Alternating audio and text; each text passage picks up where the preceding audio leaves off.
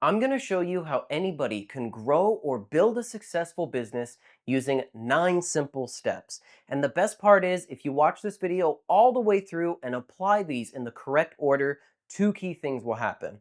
The first is you'll know exactly what in your business is holding back its success. And two, you'll know exactly where to go next and how to solve the next obstacle that will actually get you to that success faster and easier. So let's dive right into it. This is going to be a bit rapid fire, but it does help because everything becomes so much simpler when you solve in the correct order. And I do want to be clear that it does need to be done this way, because even if you think you're down here where you're doing great sales, but you're not really sure why you're not growing, I guarantee you it's because you haven't fixed something beforehand. Hence why the order is so important. Now, the first thing we'll see here is the niche. A lot of business owners, especially when they first start out, think that they can serve anybody. And the problem is, if you serve everybody, you don't really become known for anything. And you also have three things that hold your business back. Number one, you have to spend more of your time trying to find people because you're adapting all your different needs to their needs, and there's just so many variables to work with. Number two, you have to spend more money to actually acquire those people, especially if you're running advertising. If it's not pinpointed to somebody, then the reality is it costs more money to reach those people and get them into your pipeline.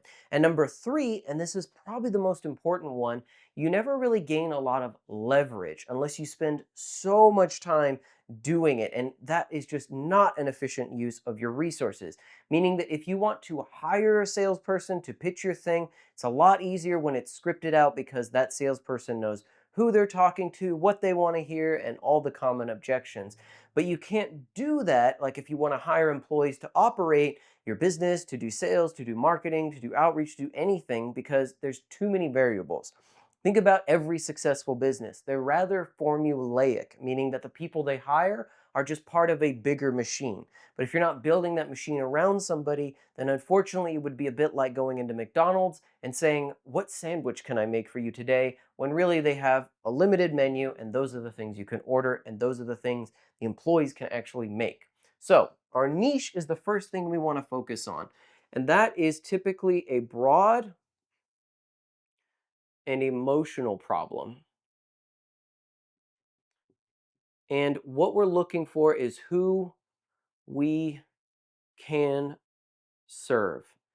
And I will tell you now, your industry that you're trying to pitch, and I don't mean the industry you're trying to sell your stuff to, but the industry that you're in is likely not the niche.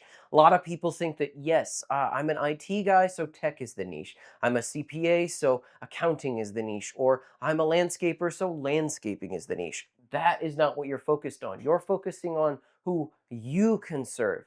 And what you want to do is align your actual skill set or your product's definable traits with somebody who you want to work with. And this is typically a broad or emotional problem. Think about it this way.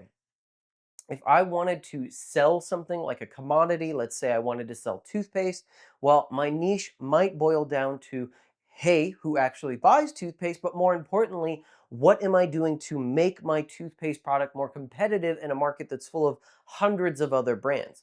So I might think of plant-based toothpaste. I might think of ones without any chemicals in it. I might think of ones that is some sort of high-tech charcoal activated whatever thing. I have to find a way to actually boil down my toothpaste into a definable person that I'm going to serve.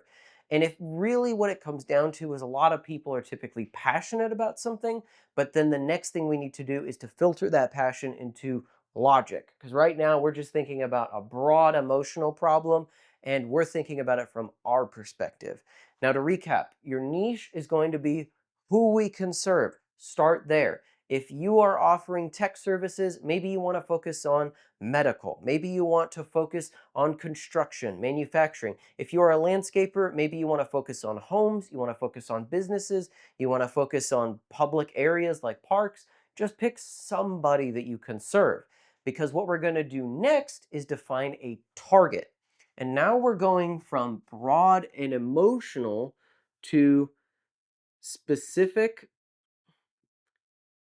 and logical. And who will actually buy. And there are four definable ways that we can actually do this very easily. Number one, if we want to go from our broad emotional to who's actually going to buy, because what we want to do is, well, we're running a business, we're in the business of making money. If you were not making money, you'd be a nonprofit. But we want to find people who are likely to buy. So if I say I'm a landscaper and I focus on homes, well, now we want to filter this again. And imagine here, this is our filter of, well, all these people at the top of the filter. I'm a landscaper and there's people with homes. There's about, a few mil in a high urban area. I'm now going to filter that into who will actually buy, because likely somebody who is a first time home buyer who is strapped for cash is not buying landscaping services. Now let's revisit those four definable traits. Number one, they should be in some form of pain. The higher the pain, the more likely it is that you will be able to better serve those people. Number two, they need to be able to afford your stuff, meaning we are looking for people who have discretionary income, or businesses who have discretionary income or something that they can invest into your thing. If you are looking for somebody who is making only 5,000 a month in whatever revenue and you're charging 4,000 a month, it's not a good look. Number three, they should be in a growing or plateauing or at least stagnant market. We're not going after landlines, we're not going after newspaper companies, we're not going after brick and mortar retail. We're not going after things that are dying, we're going after things that are on the uptick or have at least leveled out. And number four, and this is the most important thing I would argue, is that they have to have real definable traits, because we don't want to work with everybody who just has a pulse and is over the age of 20. We want to look for somebody who is a man living in a high urban environment, who is between the ages of 30 to 60 years old, who's making over 100,000 a year, who has the following job titles, and is working in a business that has between 50 to 100 employees. That is a target that we can serve and better provide more to. So again, who will actually buy? We want to go from broad, emotional, we're passionate, we're vibey, we're feeling out these actual niches, to great, now we're putting pen to paper and saying, well, who are the people that will likely buy? Just think about it, do about an hour of research if you can, and write down, like, okay, if I'm going from travel to luxury airline travel, if I'm going from landscaping to waterfront mansions, if I'm going from CPA to accountant and CFO for technology companies doing over 3 mil a year in annual revenue, you've gone from niche to target. Now to recap, target, who will actually buy? Define those logical traits. Think about who would actually buy your stuff and not only just who you want to work with. The next thing we want to focus on is our offer. And now we're going into how this works. How it works. A lot of businesses don't have an offer, but it's one of the most important pieces of leverage that you can create inside of your business. Because an offer is really the transactional relationship that happens between you giving me money, giving me time, sacrificing something, and what what I give you in return as an exchange of value. The reality is the better the offer and the better the outcome, the more it feels like I got value, meaning you gave me enough money to make this worth my time, or you gave me something to make it worth my time, and you feel like you got a great experience, you feel like you got a great deal, and you feel like you got your money's worth. Now, there's three things that you can boil this down to: why, how, and what. So, why are you more competitive than your other people in your market? Why should I care about your stuff? Everybody pitches me marketing, everybody pitches me accounting, SEO, landscaping, dog care, whatever version of it. Why should I care about your stuff? And I'll tell you now, there are three things that do not make you competitive. It doesn't matter that you have great customer service, it doesn't matter that you're local, and it doesn't matter that you treat people like they're a family.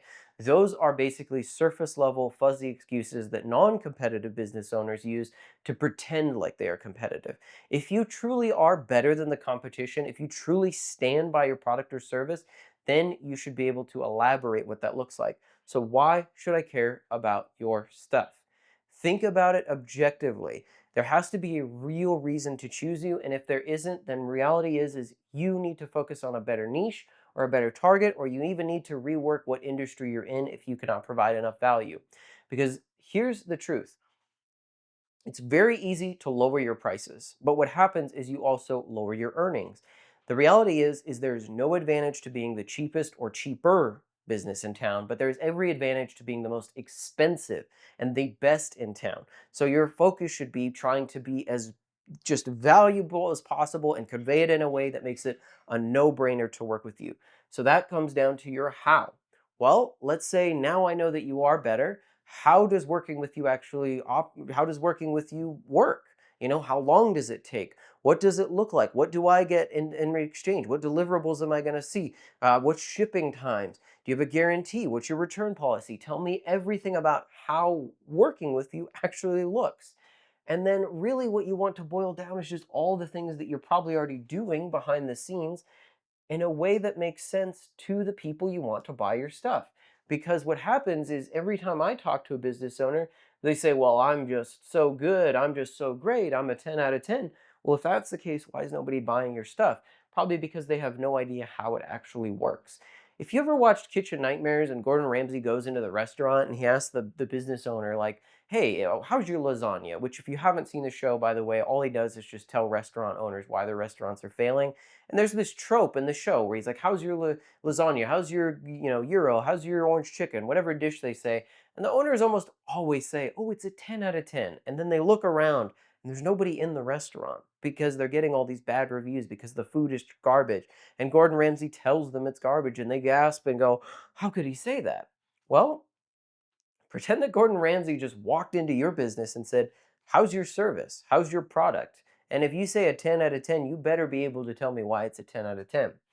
Now, what is the biggest component of this as well? Because right now, if you're selling a job title or a commodity product, meaning you're trying to sell me dirt, rocks, a smartphone, a camera, whatever, a pair of pants, that's a commodity, which means you get compared to other products. And in the service world, if you're trying to sell me a job title and you say I'm a landscaper, well, yeah, there's 50 other landscapers in the city as well. Again, why should I care about your landscaping? How does working and buying your landscaping service work? And what is the result of getting your landscaping service? Because if you can sell the what, then you can skip 90% of the sales process. Let me explain it this way. Let's say that I was able to provide you with a weight loss service, and I came to you and said, "I'm a personal trainer, please give me money." Probably wouldn't care. But if I said, "Hey, I'm looking for 5 people who want to lose 10 pounds in 30 days. I'm going to give you a nutrition guide that teaches you how to eat healthy and save on your grocery bills. I'm going to give you a gear list that works for home, office, and when you're on vacation. I'm going to give you weekly accountability texts to make sure that you stay on track. You're going to join a Facebook group of other people in this weight loss journey. If you bring along a friend, I'll give you 10% off your class. And not only that, if you don't lose the 10 pounds in 30 days, I will work for free until you do." And I would even put a name on it too, some sort of like the Snap workout program or something. Well, that tells me why you are better than a regular personal trainer. That tells me how, which tells me how long, and it tells me all the other things I'm going to get in it, the nutrition, the gear list, the refer a friend, and it tells me what I'm going to get as a result. Make sure you have an offer. To recap, all you really need to do is elaborate on how buying from you is basically a good experience. How am I going to get from where I'm at to where I want to be? That is what your offer should effectively translate. And again, an offer is not your job title and it is not a product name. An offer is what they get when they start here and where they want to be. And this is where your offer sits, right here in the middle, from pain to the outcome they want. So, next thing is awareness. This is a very big one that a lot of businesses tend to underestimate, which is, where do people find us? And it usually boils down to two things. So you have outbound and inbound. And one of these can also be even boiled down into the classics. If you've seen like ads, you could do organic, you could do word of mouth, you could do teams or partnerships. But there's a ton of ways to raise awareness of your stuff. It's just that most businesses don't even do it. And the reality is if you're just posting on Instagram a random picture of a coffee cup or a car that you just, cleaned, or a server rack for your IT stuff, nobody's going to care because those people need to find you and understand what it is they're doing. And you can either raise awareness by doing outbound, like calling people, sending DMs, going to networking events, or you can have them come to you running ads where they click into your ads, they give you permission, they watch your valuable content, things that matter to them, and or you get word of mouth, you get referrals where other people are recommending you, or you're getting teams or affiliate marketers, or maybe you even have somebody who's doing calls on your behalf. But in essence, it's really only going to be one of these two things. You're either saying something to a lot of people or they're coming to you. And if you're not doing this right now, I want you to do one thing. Take a piece of paper or a Google Doc and write down all the different places that you find customers or they find you.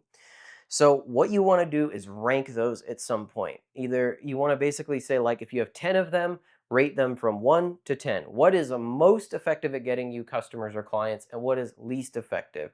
And then start to do that and literally just axe out all of them and just start with number 1. Get really good at that and then move on to number 2. Get really good at that, and so on. Because right now, if you're doing all these different things where you're trying to put all these different eggs into all these different baskets, well, you're not really getting good at finding an outlet to generate business from. You're basically just kind of doing a little bit of extra work everywhere and kind of not actually getting success from any of them because you haven't focused on them. It's like trying to just do too many things at once. If you just basically serve all of these different outlets, you don't actually really become a master of them. You know a lot about a little, but you don't really know enough about what really matters, which is how to get one of them and predictably raise awareness of your stuff. Every business says they want to go viral, but again, if you don't have a technique or you don't have some way to get there, then you're just hoping on a whim. How many businesses do you know that basically just infinitely post to social, and if you go back through the past 3 months of their Facebook page, you see they get the same level of engagement? That's literally just repeating the same thing over and over again and expecting different results. It's the definition of insanity. Learn to raise awareness, learn to get eyes, learn to make people just care about what you're doing to do outbound. If you're or inbound even, if you're able to post a killer ad on Facebook that gets you ton of leads or tons of customers, just keep doing that over and over again until it becomes boring. If you're able to call random businesses up and close them 50, 60, 70% of the time on just cold calls, just keep doing that until it's so boring that you can hire a person to recite the same script. Again, where do people find us? So to recap, raise awareness of your stuff. Talk about your stuff. If you don't have money right now to run ads or hire a sales team or do any of this stuff, just create content that matters to people. I don't mean boring posts. I mean stuff that gives away value, that educates them, that ultimately entertains them, that gives them some sort of piece of value that gets them closer to where they want to be, or that really just asks them and engages with what they want. That is one of the fastest ways to do it right now, is to just create content. And then you can move on to ads, or then you can move on to word of mouth or whatever. But again, write down all the outlets, focus on the best performer right now, and just 10x that one until it becomes so boring that you can get somebody else to do it for less. Now, the next step is going to be your touch point. And this is very, very common as well, which is what happens first. So I'm now kind of interested in your stuff. Maybe I saw your ad, maybe I saw a piece of content, maybe you called me at some point. Well, the biggest thing is we need something for them to do. And this is typically referred to as your CTA, or call to action. The problem is, unless you explicitly give them something to do, they often never do it. This is why a lot of videos, even like this one, which, if you, by the way, I'm going to say at the end of this video to like and subscribe and hit the bell icon in the hopes that you will take that step. But a lot of people forget about it after they watch a 20-minute long video. And if you're trying to sell them on a $1,000, $10,000, $100 thing, and you don't explicitly send them to somewhere, then you're actually giving them more work. And what happens is sometimes I'll see like a website for a business and it's got all this boring text on it and a big button that says call me. What if I'm not ready to call you? Why am I filling out your contact form? Why am I giving you my contact information? And not only that, when you get the contact information, what are you going to do in response? Are you going to call me? Are you going to email me back? And then finally, I get on this meeting with you. What am I going to get out of that meeting? There's too many questions. So send them somewhere that is a first step, that is easy, that is valuable, meaning they feel like it's worth it, they trust it, and this usually results in a lot higher ROI in any outlet. So let's say, for example, I had a website, and instead of a contact us button, I might incorporate an online booking platform that goes straight to taking a first trial or a free consultation, or maybe just goes straight to buying one of the things. That already would increase the amount of people buying your stuff. You need an easy touch point for them to basically take advantage of. Or let's say I have a piece of literature that I hand out to hundreds of people at a local networking event. If you put a QR code that said, hey, do you have this problem? Would you like to solve a little bit of it in our guide? All you have to do is scan this QR code and it takes them to a PDF, and that PDF gives them knowledge so that they understand why this thing matters to them, and then gives them the next step in that PDF to book a call with you. That is a touch point. But again, a lot of businesses do this essentially, which is what happens is right in the middle here is your offer, and they look at that and they're hoping that all these other people are going to swarm in and ultimately buy my stuff, and I'm so good, and if I have a killer offer everybody will just buy it. But guess what? They don't know you yet. They probably don't trust you yet, or they might not even like what you have to say. So this is your one-dimensional business, meaning, hey, work with me or don't. And yet, all other successful businesses in this world do not operate this way. They typically have a first step. Let's think of it this way. So let's say I wanted to sell you a car, and if my only options were give me $50,000 to buy a car or get off my lot, you would probably never buy a car. But what happens is something along the lines of this. So we're going to do a test drive, which is free. We're probably going to do, which make and model and trim, make, model, and trim. And then we're probably going to talk some figures like how much is this monthly. And then only at the very end am I going to actually buy a car. So you see how right now this first touch point is the most enticing thing.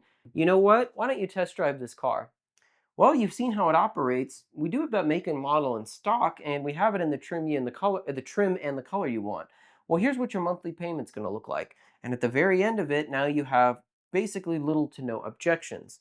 So build a touch point that makes sense. It could be a landing page on your website. It could be something that you navigate them towards from your content. It could be a QR code on your literature, but you have to have some unified place to send all of these people to take a step.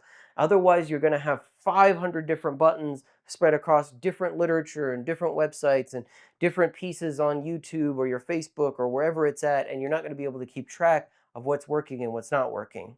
Now, to recap, Touchpoint, what's the first thing that happens with you? It's likely not buying your thing.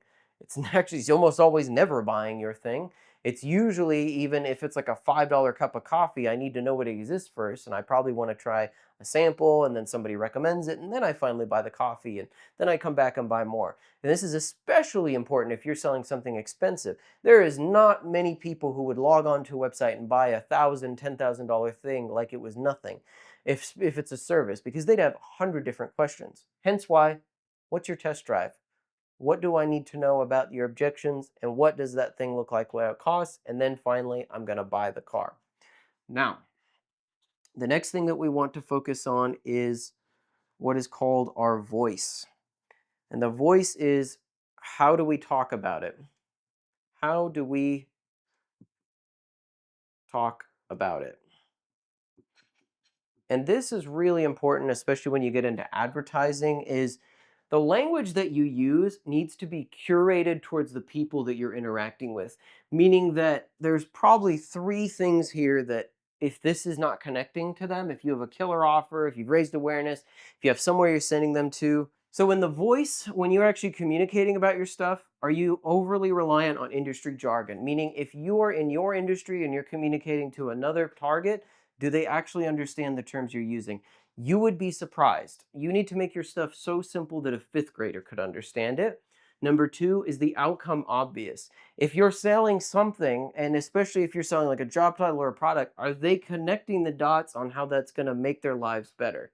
And then number three, is it easy for them to take the next step? Because if you do not specifically outline this, let's say that I were to create an ad campaign that says something to the effect of, you get this. Well, I would probably say, are you this audience? Do you have this pain? Wouldn't it be better if you could get benefit one, two, three? Well, there is a transformation. This is what that solution looks like. Here's my call to action. That is how easy it should sound. Most of them are rather formulaic when you think about it, especially as you're scrolling through your feed on a social platform and you see ads. They're basically all just boiling down to human psychology.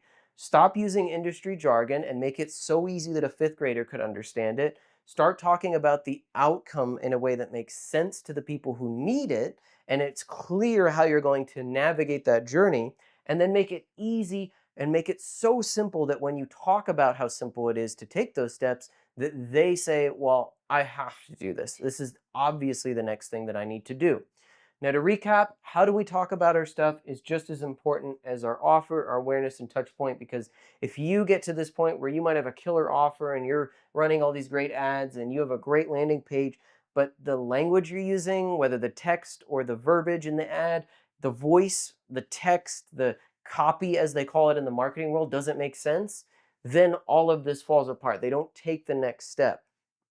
Now, the last three things here are nurture, which is, how do I get action? So a lot of the times in a perfect world, it'd be great if everybody basically just took action the first time they saw your stuff. But what happens is sometimes you talk to them about it and they say, "Oh, think about it." They get distracted, a fire alarm goes off, and they just forget about it. If you're not nurturing these, meaning if you get 100 qualified leads into your pipeline who might want to buy your stuff, but realistically you're just letting them go away and they're not actually taking steps, you're not reconverting them into another action, you're not nurturing them. Or if you're getting somebody who you just talked to a little bit about your stuff and they never took action, it's kind of on you to get them to take the next step. And this can usually be done with just basic reminders, with emails, with phone calls, because likely they still have that problem that your offer can solve, but they just aren't aware or they just forgot about it. So you, again, nurture them. Think about what happens between when they take this first action here on your touch point to actually hopefully buying your thing. What is the stopgap in between there? If you've mapped out your user journey, this should be the point of friction. When did they understand what they needed to do next? Did they click that button? And even if they click that button, well, why didn't they actually take the next step, which should have been either booking a call or adding to cart or doing something? And if that nurture, if let's just say you have their contact information and they didn't do anything at all, how are you actively working as a business owner to get them back into the flow of where they should be? Because likely they did not solve their problem and you still need to get them aware that that problem still exists. Now, to recap, your nurture is what happens after they've gone through all of this other stuff here realistically, meaning you've done the research, you have a target, you have an offer ready to pitch to them, they aware of your thing exists. They probably took a first step and went to your first touch point. Maybe they learned a little bit about how it works from the text or the language that you use, but for some reason, they just didn't take the next action. And you need to set up a system. You could do reminders, you could do email sequences, you could create more content, you could just do something that again reminds them you exist, and why it matters to them. Next thing is your sale. Is it easy to buy? And this is one that I see way too often and is actually one of the simplest ones to fix. If I want to buy your stuff, just make it easy to buy your stuff, especially after I buy it as well. What does that sale look like? So by that, I mean, like, let's say I'm going to go through the very beginning. I'm primed. I'm ready to give you money. Well, there's so many obstacles that are basically rudimentary. Do you accept credited debit cards? Do you have online booking? Can I do a bank transfer? Is there a button that's obvious to take the next step? And then even what happens after I take the next step that makes me feel confident that this sale was a good sale? Well, am I being onboarded? Do I get materials? Is there some sort of warranty booklet?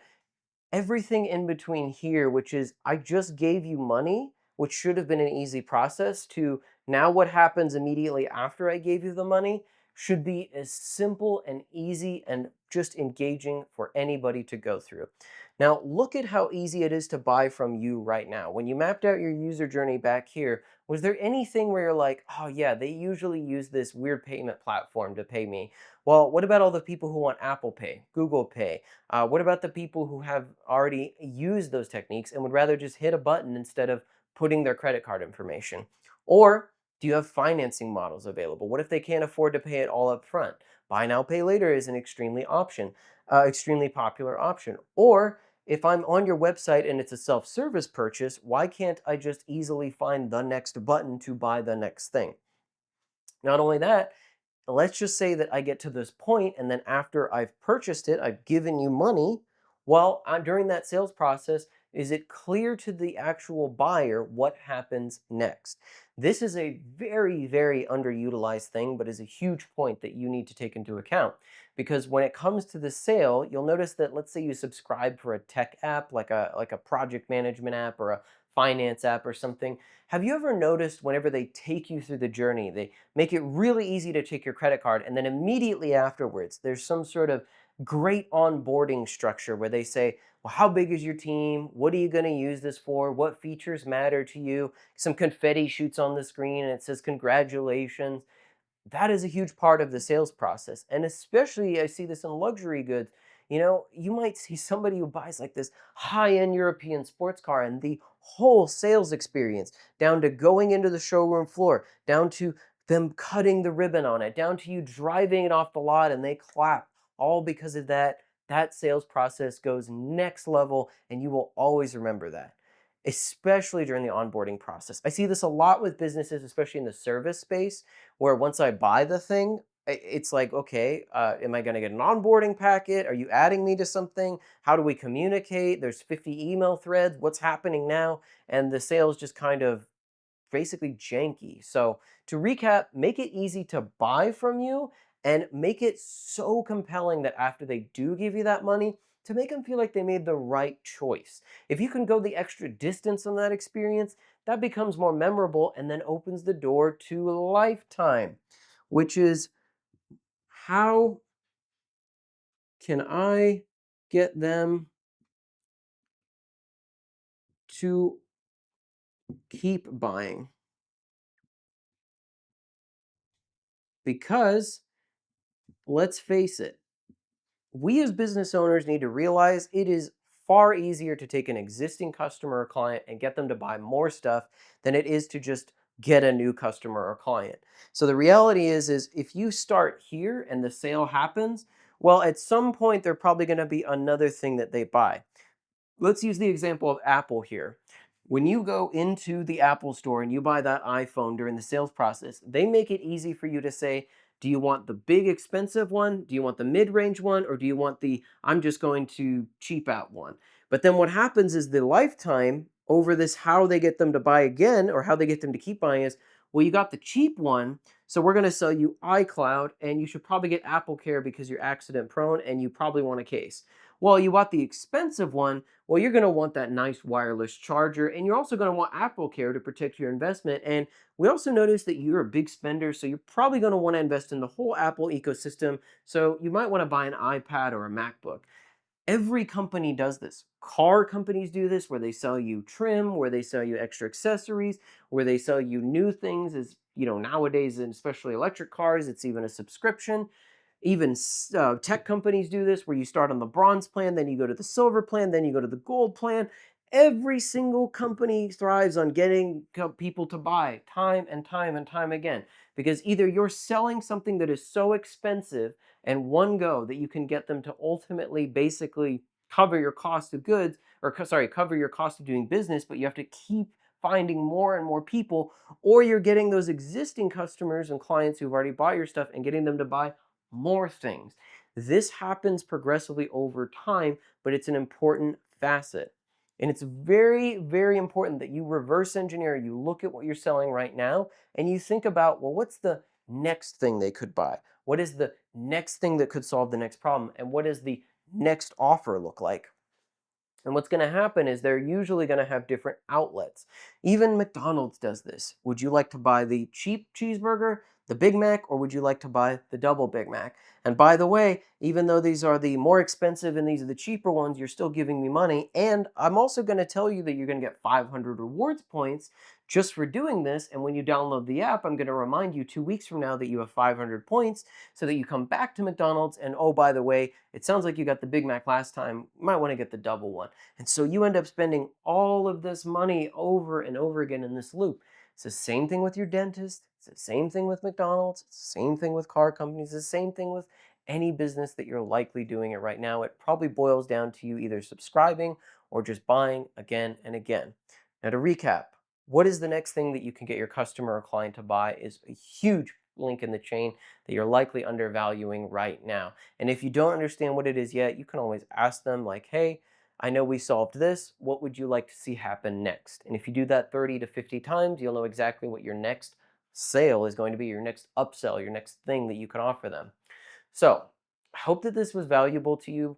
By the way, if you are a business out there who is struggling to get clients or customers, you can click on the link in the description. You'll get access to the tool that we have developed that does allow you to generate new customers and clients. Or you can also just follow each one of these steps, run through the whole process, and that will allow you to grow as well. That's all I have for you today. Make sure to like this video, share it with other people who are interested in growing their business, and be sure to subscribe because I put a video like this out every single week. But until then, I'll see you next time.